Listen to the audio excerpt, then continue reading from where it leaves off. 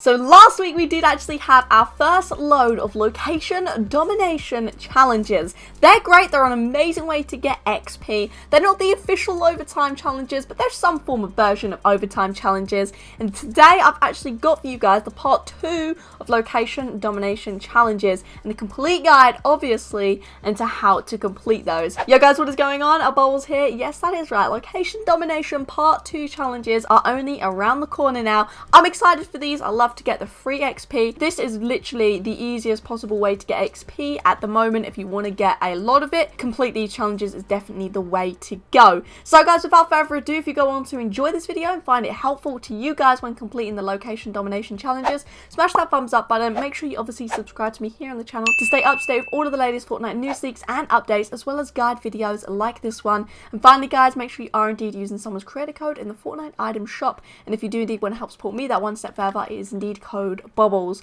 Thank you all in advance. Hashtag ad, hashtag epic partner. Let's get cracking though guys, straight into the part 2 location domination challenges. Now in case you didn't know and you haven't already done some of the part 1 to these challenges, then each challenge has 3 stages to it, and each stage obviously you have to then do a few more and a few more of the challenge of whatever it is. So it'll make sense as we go through it. First challenge, eliminate players or henchmen at the rig. You have to start off by doing 3. Nice and simple, not too hard. Kill 3 henchmen can easily be done in a single match. And then something I didn't know is that it doesn't continue on from this going on to stage 2 and then stage 3. You have to then start all over again.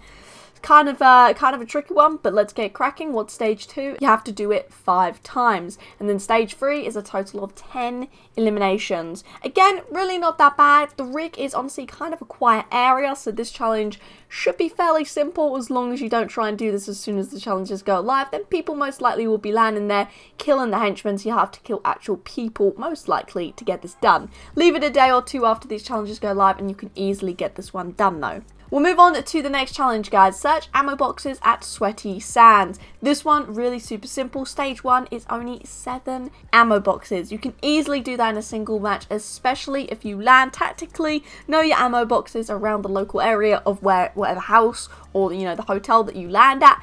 Easy peasy. Next stage is 10 and the stage after that is 18. Again, really super simple. The XP for this is stage 1 you get 10,000, stage 2 you get 25,000, and stage 3 after completing you get 55,000 XP.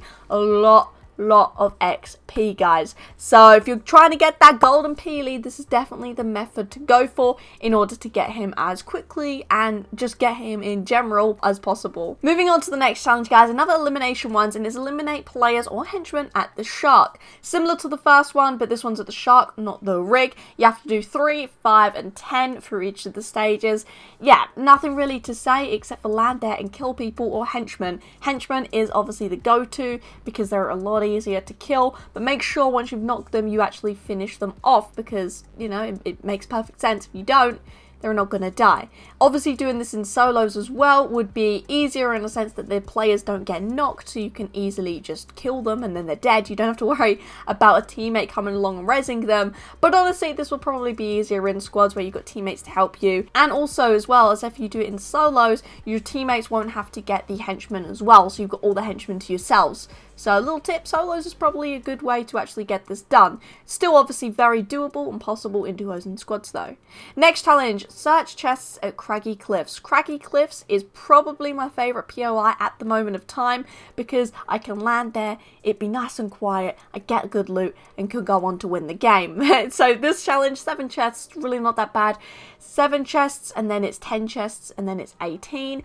Again, really not that difficult guys. Open chests, that's it. And like with the ammo crate one at Sweaty Sands, you just got to make sure that you know your chest spawns so that you can do a nice quick little rotation. Again, if you're in solos, more chests for yourselves and your teammates won't be stealing them. But obviously there's going to be then actual opponents, so try and kill the other opponents off first so you get all of the chests to yourself.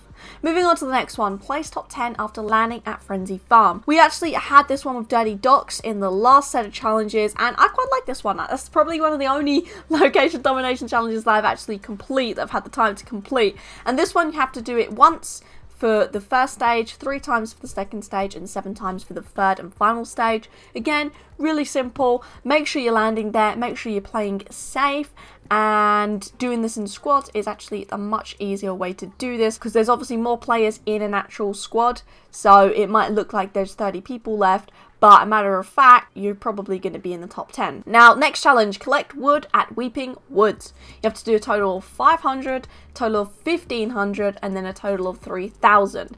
This one's pretty cool. I like this one. This would definitely be easier if the lightsabers were still in the game. That's how I actually done the collecting wood at the metal places, the compact cars one from last week, because the lightsabers absolutely destroyed. But we don't have lightsabers, so maybe the umbrella would probably be a good way to actually take down the majority of Weeping Woods for this challenge. But nevertheless, you can still do it with a pickaxe very simply. It's really not that hard to get 3000 in one game, so definitely doable. And don't think as well that you've just got to cut down the trees. If you actually land at Weeping Woods in general, just breaking most of the walls in the houses and the furniture in the houses will count towards this. So, little tip for you guys, if you want to land, don't worry about getting the challenge done by breaking the trees first. You can loot up first and then go outside when you've actually got guns and you've destroyed some of the furniture and got some of this wood towards this goal. Let's move on to the next one though. Destroy teddy bears at Holly Hedges. This one's hilarious. You've got to do once, 3 times, and then 7 times. 7 teddy bears. They're kind of scattered around Holly Hedges in the buildings. They're normally in the kind of kids' bedrooms, on the beds, that kind of thing.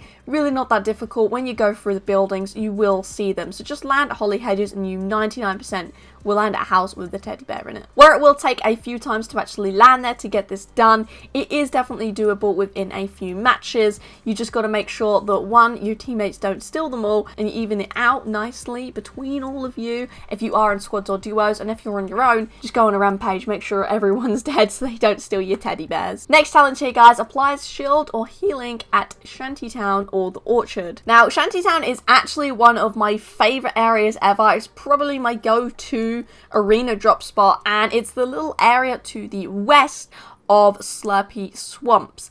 And honestly, I love it there, and it's really easy to actually apply a shield there because there's loads and loads of the actual shield canisters, the Slurpy canisters, so you can break them and easily get 100 shield. Got to do a total of 100 for the first one, 250 for the next one, and 500 for the one after that. So a few matches you can get this done, or you can be a bit tactical, take some fall damage, and you can get quite a lot more than just the 100 in one go. Again, if you're in a team, make sure you land there and break the canisters together, standing together. Don't go off and break them singly because otherwise you're going to run out a lot quicker. So if you combine some tactics of staying as a team, if you are in a team, or if not, if you're in a solos, and taking the fall damage, applying the shield by breaking the canisters, probably should get 500 or if not close to it in a single match, which is pretty dope. And again, the Orchard, north of Frenzied Farm, loads of apples there, nice and simple. Break down the trees, you get more apples.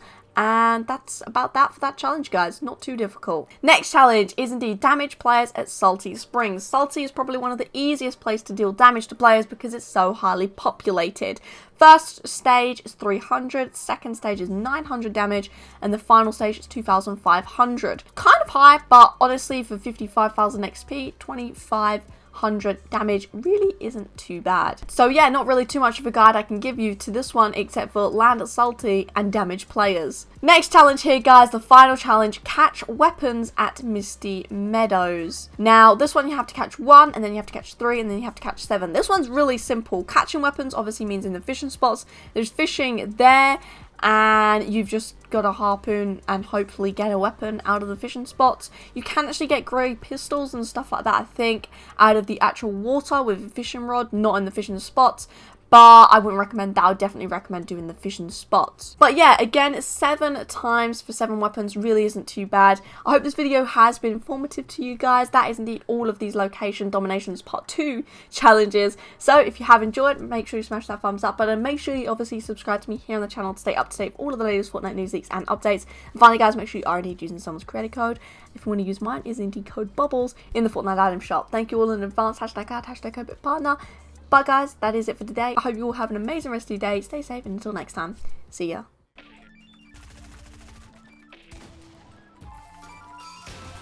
50, 51. Let's go!